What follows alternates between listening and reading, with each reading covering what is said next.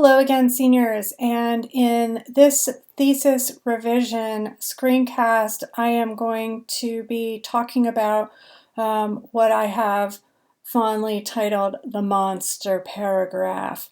And as you know, these can pop up periodically in our writing, and as writers, we need to be mindful that anything over 3/4 of a page is a great deal of new information for the reader to contain in one kind of bite of information. And so therefore, one of the things that I will be asking that you do during revision is to look for large body paragraphs and break them into smaller sections.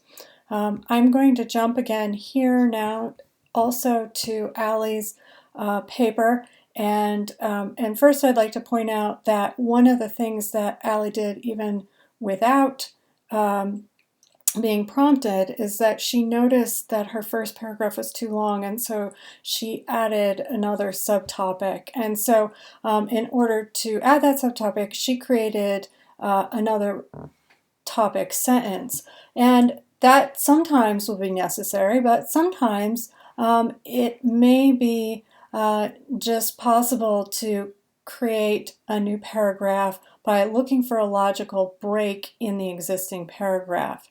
So Allie has this new paragraph that reads, "There are different types of abuse that distinguish how abused kids are being hurt." And she is talking about child abuse in the beginning, and then a little bit about prevention, and then she goes into different types of abuse here. And then down here you can see her source switches, and there she has the sentence that begins, "Physical abuse is never an accident." And so as I was looking at this paragraph, well, first of all, I realized that it's very long because this is still a single-spaced paper, and so when Allie goes to double-space this paper, this is going to turn into probably a paragraph that's about a page and a half, or even almost two pages in length.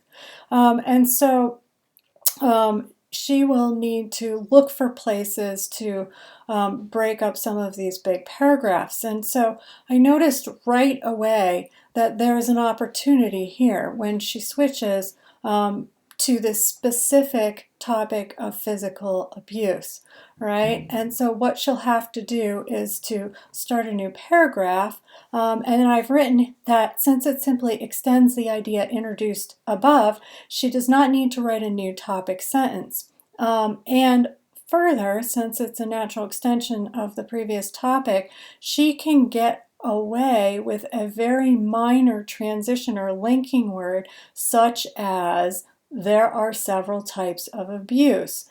And so Allie has done that. There are several types of abuse that cause abuse. And another thing, of course, that I will recommend ultimately is that she looks for repetitive language, but we're not quite at that kind of fine-tuning just yet. But at any rate, she could right here then begin a new paragraph, and she has taken a step towards making some of those monster paragraphs a little bit smaller.